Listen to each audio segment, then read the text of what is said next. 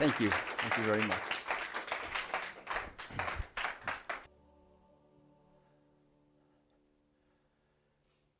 So we just take a moment as we move into the next part of our time together and feeling our connection with infinite spirit of love, the source of all life, and our connection with this beautiful earth,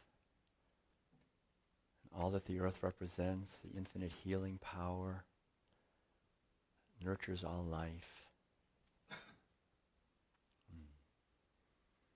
Give thanks knowing that we are part of the awakening of humanity, that we may celebrate our lives as we are intended on this beautiful planet. And may all the ripples that radiate out into the infinite web of relations from our being here this morning be ripples that bring peace and healing, freedom, joy, and awareness, respect, and harmony into our world as individuals and into the world we share together,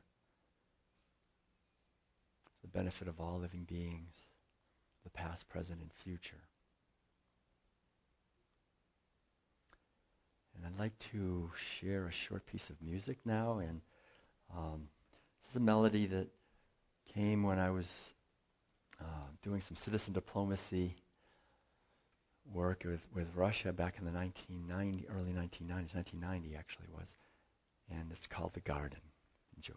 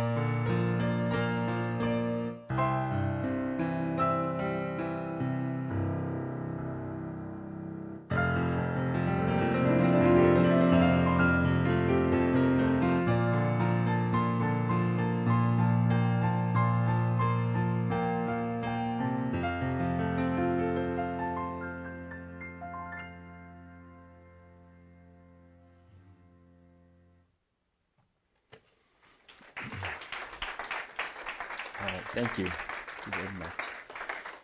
Gosh, well, it's great to be back here. I don't know how long ago it was, actually, but maybe 12 years ago I was here.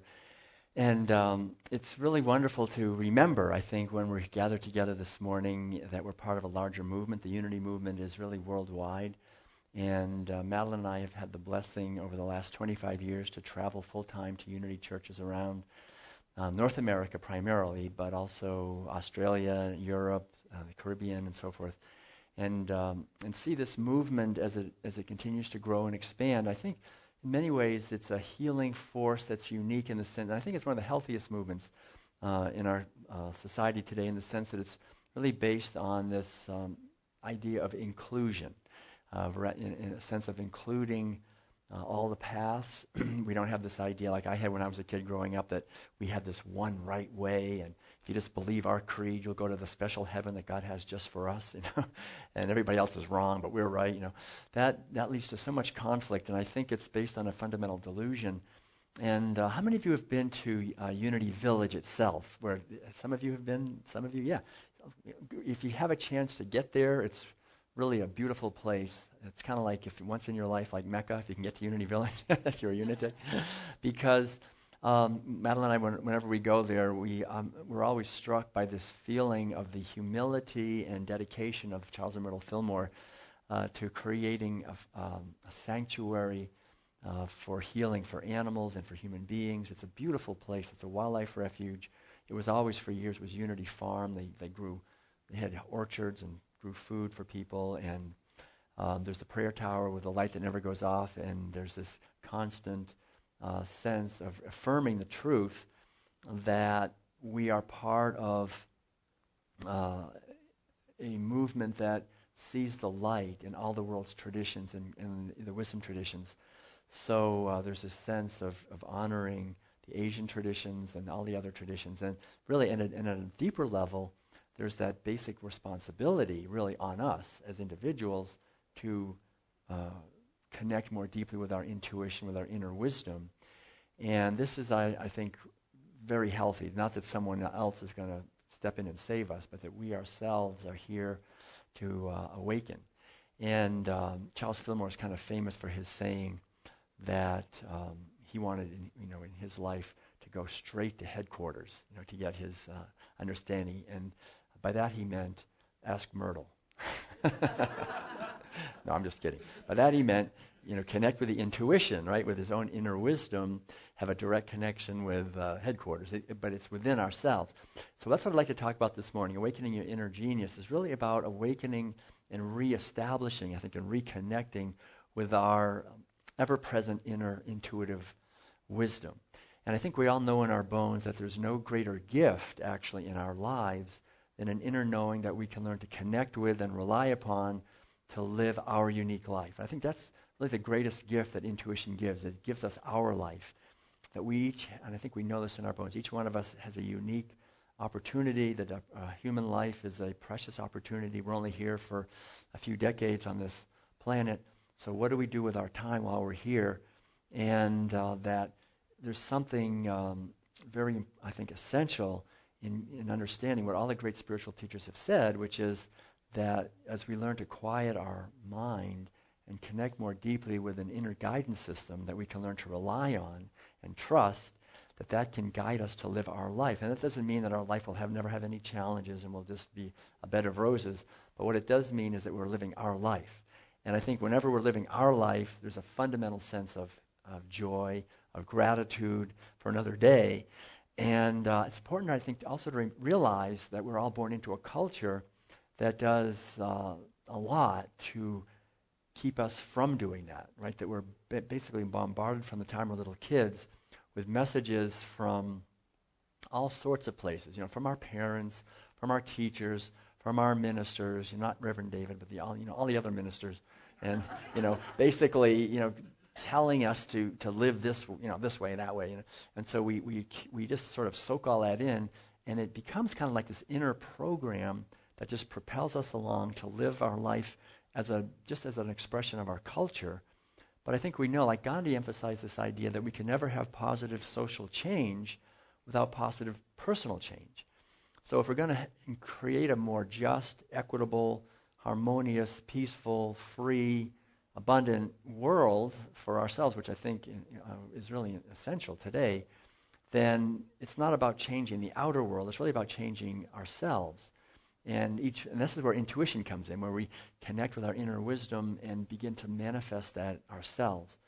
And this is not something that is only available to a few people. This is something all of us can connect with this. It's like an inner sun that's always shining. I remember this story that I really enjoyed hearing back when President Reagan was in office. The story is that he went to his cabinet and he said that he had this idea of how we could solve the energy crisis once and for all. And so they said, yes, sir, what is it? And he said, well, what we'll do is we'll build a pipeline, a big pipeline, from the earth all the way to the sun. And we'll be able to just pipe the energy in, and we can meter it, we can get rich, and there'll be plenty of energy. We solved the problem. And so they went away and contemplated for a few days, came back, and they say, sir, as usual, it's a great, very presidential idea. But the problem is that when we're building that pipeline and we get up close to the sun, the temperatures are so high up there, and even our best engineers say there's no metal that can withstand that kind of heat. And he said, that's why I'm president. I already figured that out. When we get up close to the sun, then we'll only build at night. I won't say anything about former presidents. But the basic idea, we laugh because we know that from our point of view, he's right? And when we're turned away from the sun, it's cool, the sun's not shining. Or it's a cloudy day. If it's a cloudy day, people say, oh yeah, the sun's not shining today. We know the sun is always shining, right? The sun is shining whether we're turned toward it or not, or whether it's cloudy or not. And it's very similar with us. I think the intuitive sun of our true nature is always shining.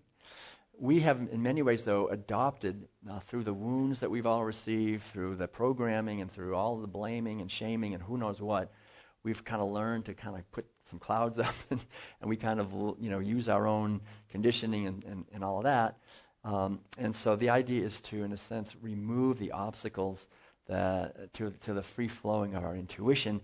And I think what that really means in many ways is taking time every day to have a regular practice. I think, how many of you have a practice? Anybody have a practice, like a meditation, prayer, something you do to help? I really highly recommend that, a regular practice. People say, oh, you're so lucky you can play the piano. I say, well, yeah, but I had to practice. Not just lucky. And I think we all know that. To develop an ability in anything, we need to practice. And that's why I love unity. Unity is the church of practical Christianity. If we're going to practice this, we're not just going to theorize about it and say, oh, wouldn't it be great if we were peaceful? Wouldn't it be great if we were kind and compassionate to others and forgave them? The idea is to practice as best we can. And so the idea is, I think, if we can take time every day to return our mind. I think this is really one of the key points, that the actual practice of returning our mind when it goes somewhere. Our mind always wants to go. It's jumping around. My old Zen teacher said it's like having a popcorn making machine that you can't find the plug to turn it off. It's always, And when we go to meditate, we go, oh my gosh, what am I going to say to that guy, and what I should have said to her, and what I hope I don't have to say to them, and what I'm going to, whatever it is. We have all this unfinished, incomplete, whatever it is, what I'm going to have for lunch.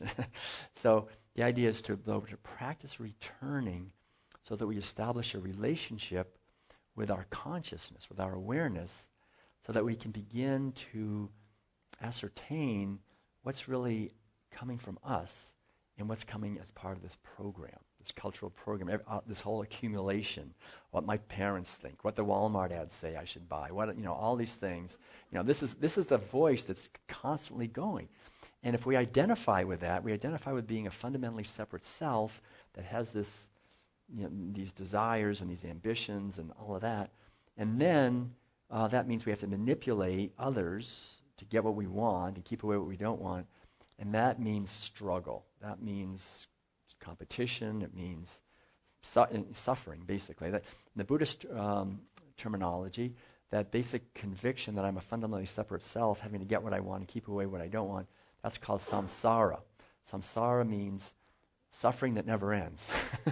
So the basic idea is, the good news is that it does end, but it only ends when we awaken out of that, when we realize that what we are is not a thing, but is what makes this possible. For example, if you go to the beach and you see some sand and some footprints in the sand, you don't go up to the footprint and say, well, good morning, Mary, how are you today? That's a footprint, that's not the being that made the footprint. And it's the same thing with us. Like right now, this is a footprint waving. You cannot see me. You're seeing a footprint.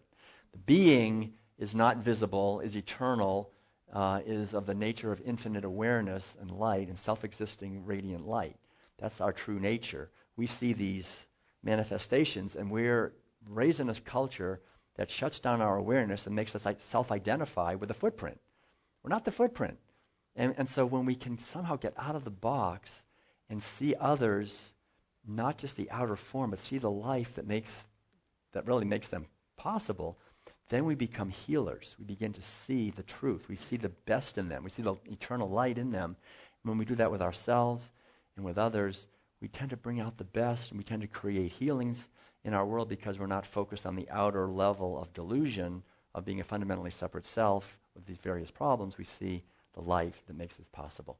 And I think this is really the underlying teaching in unity, essentially. But it goes back way before what Jesus said and all the great teachers.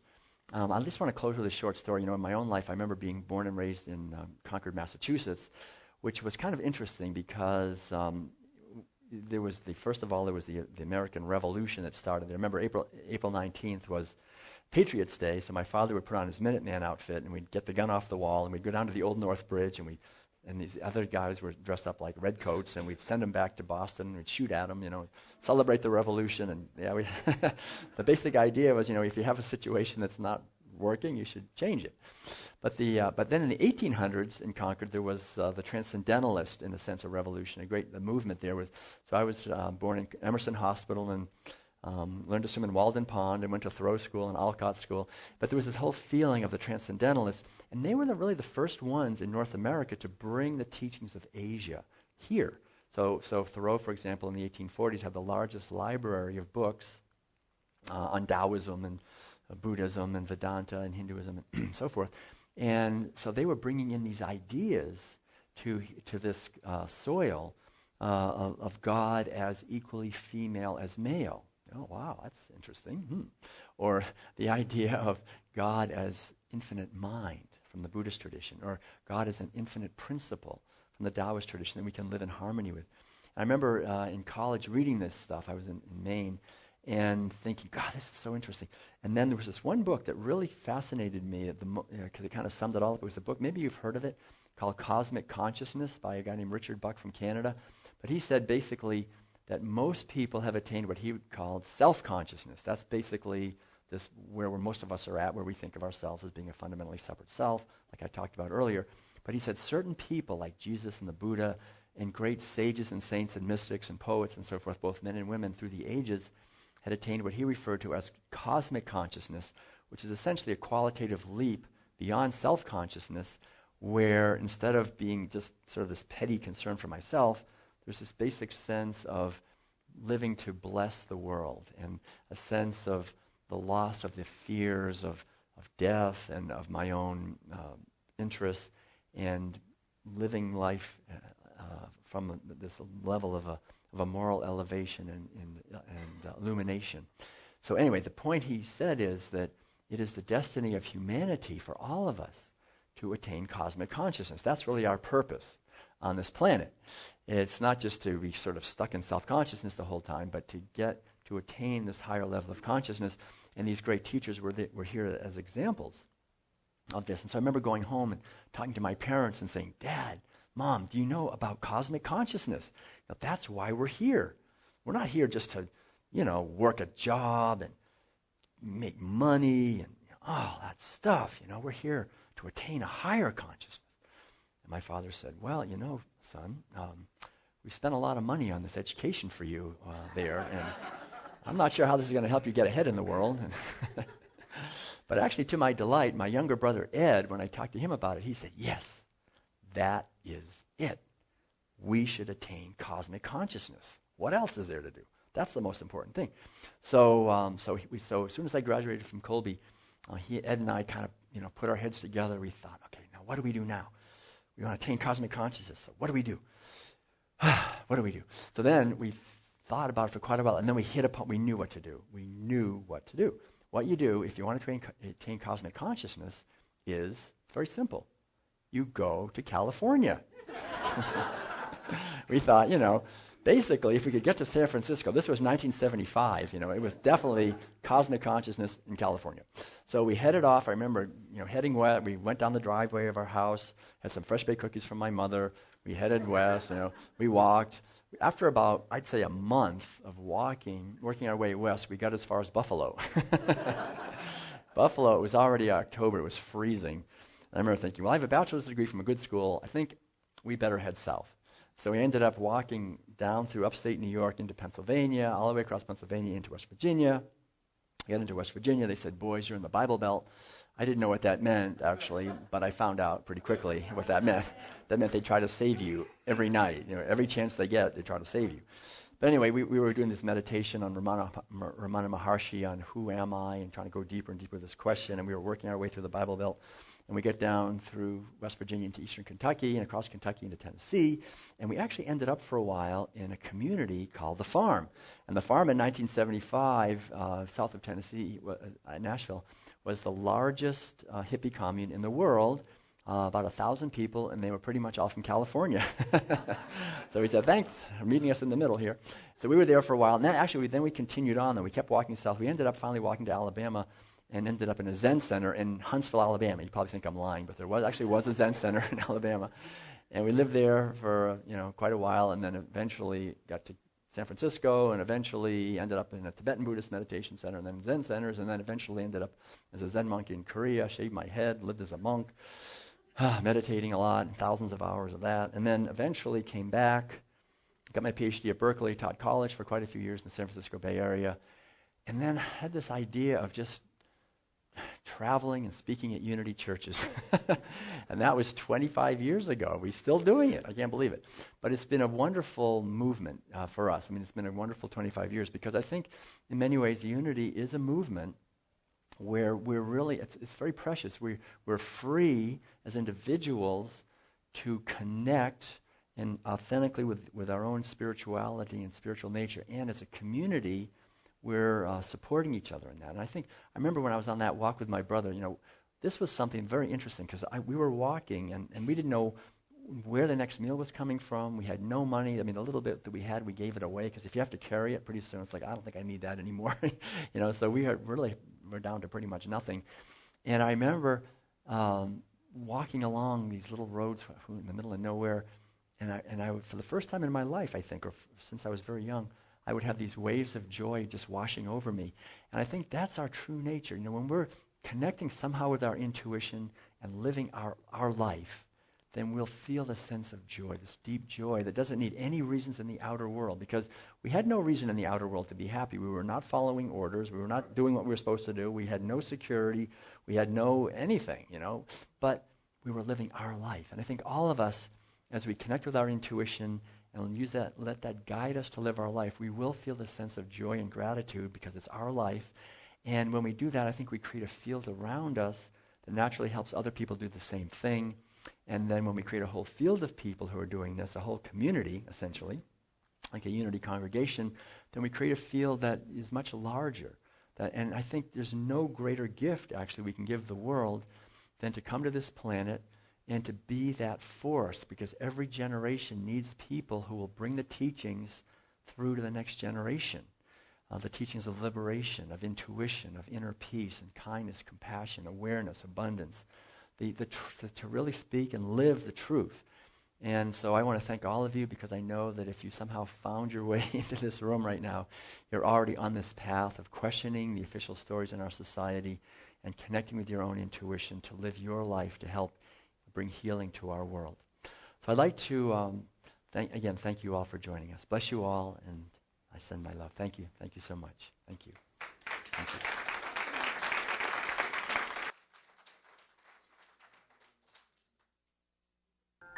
Let's become aware of our breathing,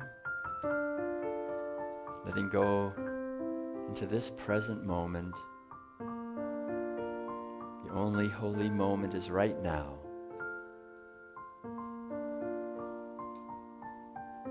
And we open our hearts to an inner sense of gratitude for this precious opportunity of a human life to awaken our intuition, the inner wisdom that is our true nature, and the freedom of being. We give thanks for this outer sanctuary where we're gathered, a manifestation of this inner sanctuary where we dwell always in unity, the infinite love, the source of our life. And we give thanks for this community and the yearning in our hearts that makes this possible.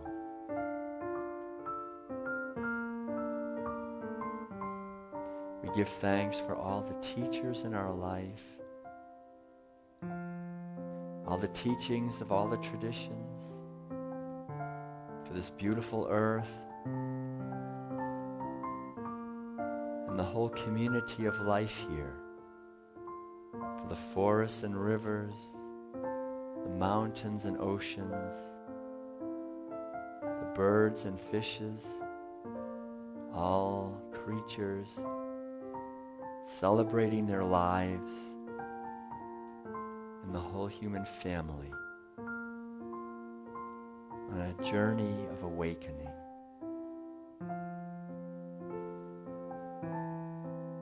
And we give thanks knowing that the light, the very heart of the universe, is shining in our heart right now, in every cell of our being, bringing every dimension of our life into harmony, into alignment with our purpose.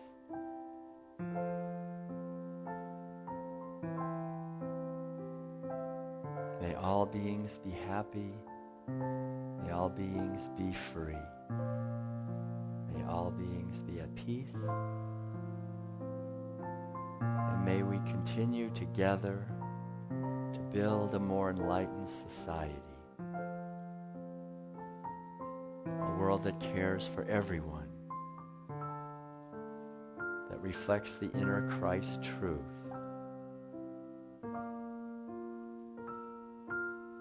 that shines within us all.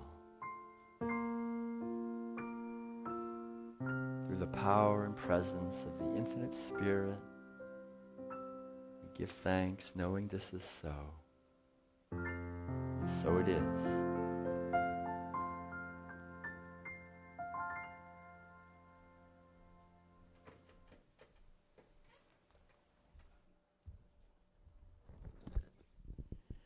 And now we'll take an offering for unity.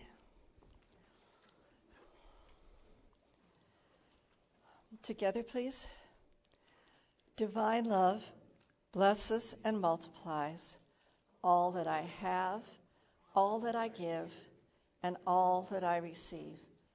I give in love because I trust in God. And now once again, let's welcome Will Tuttle. Okay, thanks. Yeah, I'll just, as the basket's going, thank you. I'll just play a short piece of music, and this is a piece that Madeline and I call the mouse piece. It was inspired by a little mouse where we used to live in Northern California.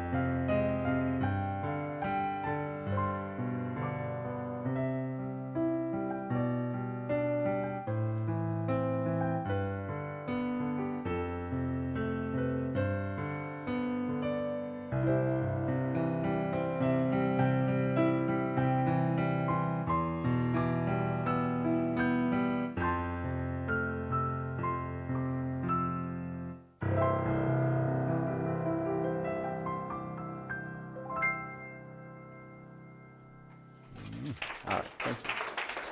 Thank you.